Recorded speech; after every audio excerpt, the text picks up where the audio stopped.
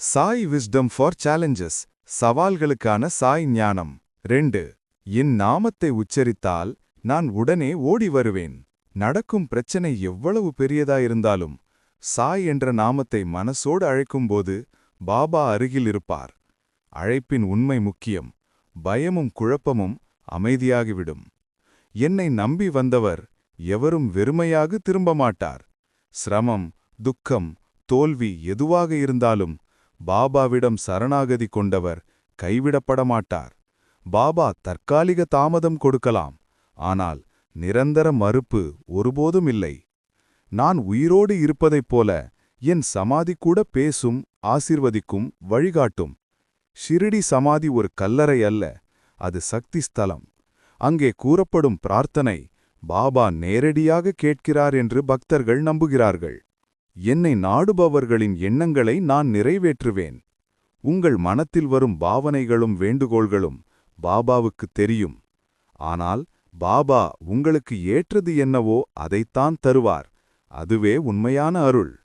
நான் தூரத்தில் இல்லை, உன் உள்ளத்திலேயே இருக்கிறேன். பாபா வெளியில் தேடும் ஒரு உருவமல்ல. உண்மையான பாபா உள்ளார்ந்த வழிகாட்டல். மனசாட்சியின் குரல், உண்மையின் ஒளி, அன்பின் உணர்வு. நான் உன்னை காப்பதற்கு எப்போதும் விழித்திருப்பேன். நீங்கள் தூங்கும் நேரத்திலும் தெரியாத அபாயங்களில் கூட பாபாவின் அருள் கண்காணிக்கிறது.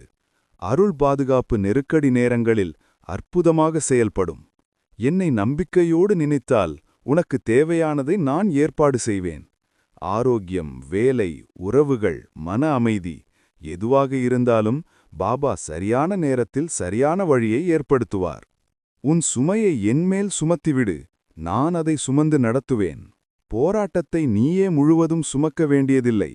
சரணாகதி கொடுத்தால் பாபா சுமையை பாதியாக்கி மன அமைதியை தருவார். என்னை உண்மையாக நினைத்தால் நான் கூட உன்னை நினைப்பேன். பாபா உண்மையான பாசம் மற்றும் நேர்மையான மனம் விரும்புகிறார். ஒரு குழந்தையைப் போல அன்பாக அழைத்தால் அவர் நிச்சயம் பதிலளிப்பார். என் கதையை கேட்டாலே பாவம் கரையும், மனம் தூய்மையாகும். சாயியின் கதைகள் கருணை, அன்பு, சமச்சீர், தியாகம் ஆகியவற்றின் பாடங்கள். அவற்றை கேட்பது மனத்தை பரிசுத்தப்படுத்தி நெகட்டிவ் எண்ணங்களை அகற்றும். என்னை நாடுபவரின் குடும்பமும் நான் பாதுகாப்பேன். சாயி பக்தனின் வாழ்க்கை மட்டுமல்ல, அவரின் இல்லம், உறவுகள், வாழ்வாதாரம், ஆரோக்கியம் அனைத்தையும் காப்பாற்றுவார். அது பாபாவின் குடும்ப அருள்.